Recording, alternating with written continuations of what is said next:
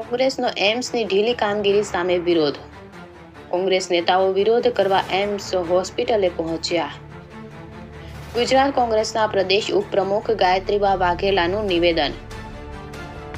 ઉદ્ઘાટનના વાકે IPD જેવી સુવિધાઓથી લોકો વંચિત.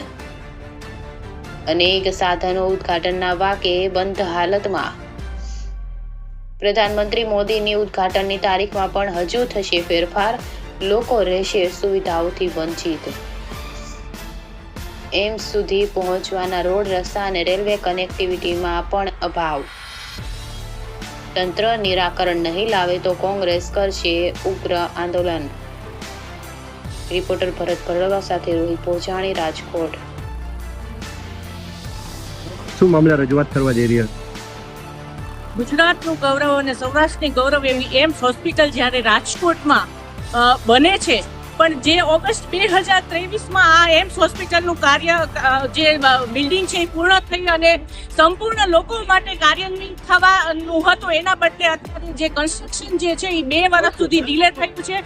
ત્યારે આ ભારતીય જનતા પાર્ટીની કમિશનવાળી 40% કમિશનવાળી સરકાર જે છે એ માત્ર પોતાના તાઇફા કરવામાં જ પૂર્ણ છે, પણ જે લોકોની જે સુવિધા માટે થઈને આ જ્યારે એમ્સ હોસ્પિટલ બને છે તો કન્સ્ટ્રક્શન કામ પણ ખૂબ જ એની ગુણવત્તા પણ ખૂબ જ નબળી છે. તો અમે એમ્સના જે એક્ઝિક્યુટિવ ડિરેક્ટર છે એને આજે અમે આવેદનપત્ર દેવા માટે આવ્યા છીએ કે થોડા દિવસ પહેલા પણ વડાપ્રધાનના હાથે આ એમ્સ હોસ્પિટલનું ઉદ્ઘાટન કરવાનું હતું, પણ ઓક્સિજન પ્લાન્ટ ન હોવાને કારણે એ કામ ડિલે થયું છે. આગામી દિવસોમાં પણ વડાપ્રધાન શ્રી જે છે એમ્સ હોસ્પિટલનું ઉદ્ઘાટન કરવા માટે આવવાના છે, પણ અમને લાગે છે કે એની તારીખમાં પણ હજી ફેરફાર થશે જ તે.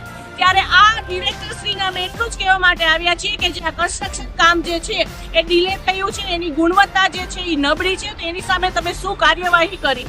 એ જ રીતે ભારતીય જનતા પાર્ટીના શાસકોને પણ અમે કહીએ છીએ કે માત્ર ને માત્ર વડાપ્રધાન શ્રીને વહાલા થવા માટે તમે જેવી રીતે ચૂંટણી આવે છે ત્યારે એરપોર્ટનું ઉદ્ઘાટન કર્યું, પણ એમાં સુવિધા છે આગામી દિવસોમાં પણ વડાપ્રધાન શ્રીના હાથે ઉદ્ઘાટન કરી અને એમ્સ હોસ્પિટલમાં જો સુવિધા નહીં હોય તો કોંગ્રેસ અત્યારે તો માત્ર આવેદન દેવા માટે આવી છે, પણ આગામી દિવસોમાં લોકોના પ્રશ્ન માટે આંદોલનાત્મક રીતે ત્યાં એમ્સ હોસ્પિટલ જશે અને એની જે ખામીઓ છે જે એ પણ સામે દેખાડશે. આજે તમે જોશો કે હમણાં થોડા દિવસ પહેલા એમ્સ હોસ્પિટલમાં જે એક સ્લેબ છે એની ગુણવત્તા નબળી હોવાને કારણે તોડી પડાવવામાં આવ્યો હતો. એ જ રીતે ઓક્સિજન પ્લાન્ટ હોય કે પછી એસી પ્લાન્ટ હોય એ પણ હજી કાર્યાન્વિત થયું છે કે નહીં એ પણ એક પ્રશ્ન છે.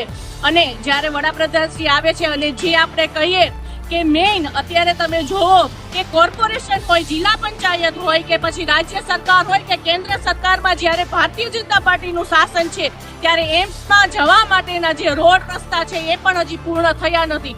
રોડ રસ્તા આગળ જે સ્ટ્રીટ પણ એ પણ પૂર્ણ નથી. એની સાથે સાથે એમ્સ જવા માટેની જે રેલવે ક્રોસિંગ છે અહીંયા પણ ઘણી અત્યારે અમે 2-3 વખત ત્યાં ગયા, પણ રેલવે ક્રોસિંગમાં પણ ખૂબ જ દુવિધા થાય છે. તો એને માટે પણ એ લોકોએ શું કાર્યવાહી કરી, આ તમામ જે મુદ્દા છે એ લઈને આજે અમે આવેદનપત્ર આપવા માટે આવ્યા.